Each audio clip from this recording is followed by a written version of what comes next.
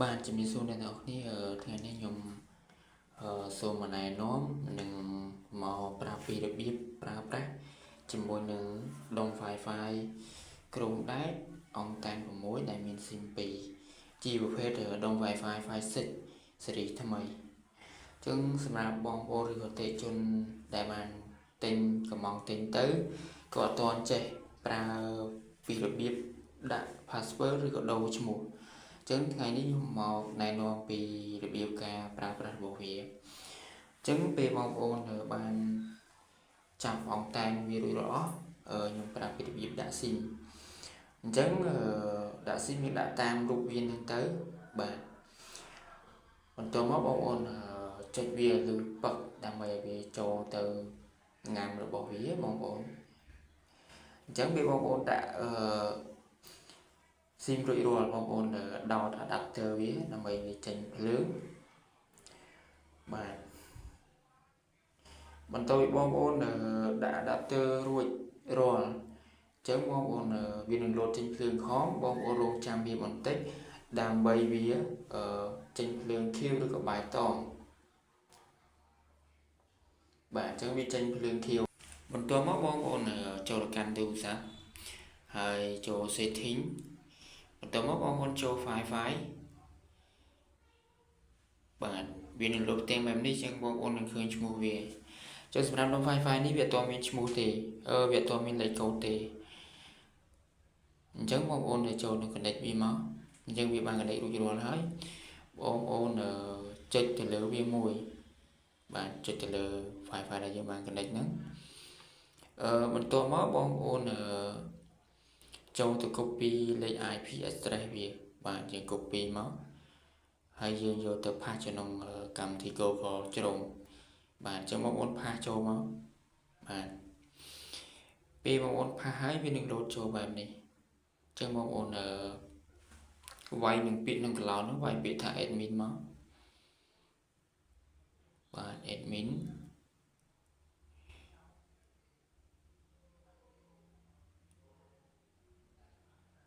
បន្ទាប់ពីបងប្អូនវាយរួចរាល់ហើយវានឹងលោតផ្ទាំងបែបនេះ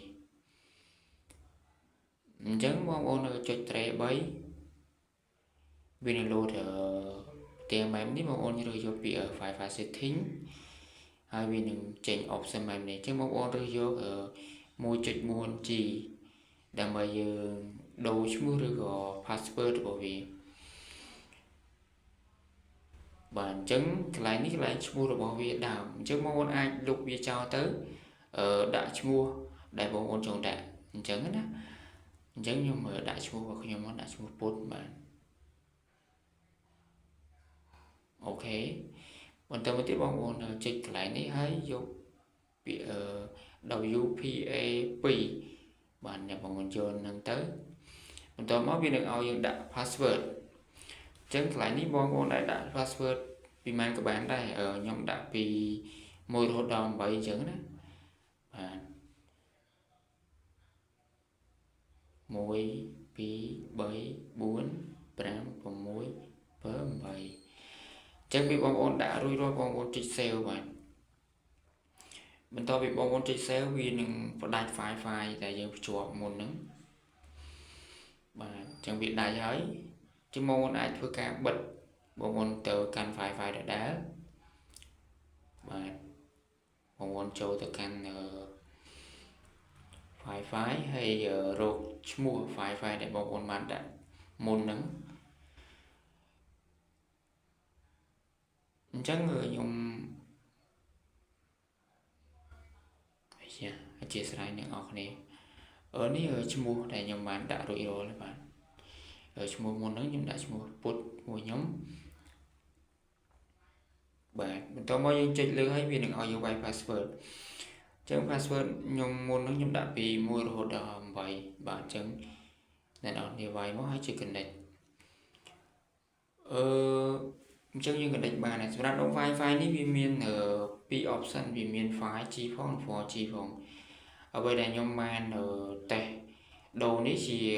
4G អញ្ចឹងណាបងប្អូនយើងតេស្តទៅវាដើរបន្ទាប់ពីតេស្តដើរ smooth ល្អហើយ បងប្អូនយើងទៅកំណត់មួយទៀត 5G ចឹងទៅរកឈ្មោះវាដដែលមកឈ្មោះវាមុនដើមប៉ុន្តែវាមាន 5G បាទនេះបងប្អូនឃើញហើយបាទនេះវាមាន 5G ចឹងយើងចូល connect ទៅ connect វាដដែលមកបងប្អូនអូខេពេលយើង connect រួចរាល់បងប្អូនទៅ copy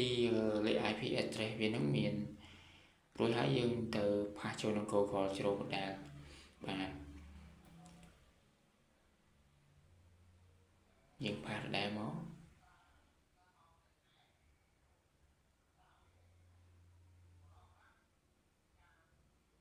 បាទយើងវាយពាក្យថា admin វាយ admin ហើយបងប្អូនចុច login បាទអញ្ចឹងវាលោតផ្ទាំងមកដូចមុនអញ្ចឹងបងប្អូនចុច line ត្រី3ដាលយក file setting បងប្អូនជ្រើសយកពាក្យ 5G បាទ 5G មកពេលបងប្អូនចឹងហើយបងប្អូនអាចលុបឈ្មោះវាដើមខ្ញុំដាក់ឈ្មោះពុតដដែលតែខ្ញុំថែម 5G ដើម្បីយើងចំណាំមួយណាជា 5G ឬក៏ 4G ហើយបងប្អូនជ្រើសយកដូចមុនចឹងបាទតែមកបងប្អូនវាយពីលេខខ្ញុំដាក់ password ដដែលវា1ដល់8ដែរ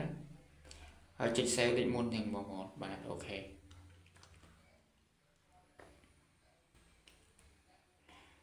បាទចុច save ហើយបន្ទាប់មកបងប្អូនវាបានផ្ដាច់ file ហ្នឹងអញ្ចឹងបងប្អូនយើងទៅរកវាមកឈ្មោះដែលខ្ញុំបានដាក់ហ្នឹងគឺបាទនេះឈ្មោះខ្ញុំដាក់ពុត 5G ដដែលលេខកូដពី1ដល់8បាទ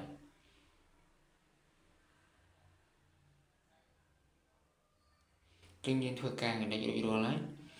ចឹងយើងទៅតេស្តមើលទៀតថាវាដែរឬទេបាទអញ្ចឹងគឺខ្ញុំបាទគឺវាដើរ smooth ល្អមែនទែនបងប្អូនចឹងសម្រាប់វីដេអូនេះមានតែប៉ុណ្ណឹងបាទសម្រាប់អរគុណបងប្អូនដែលបានចំណាយពេលវេលាមើលនិងមានចម្ងល់អីផ្សេងៗអាចតាក់ទងមកតាមលេខខាងក្រោមបានបាទ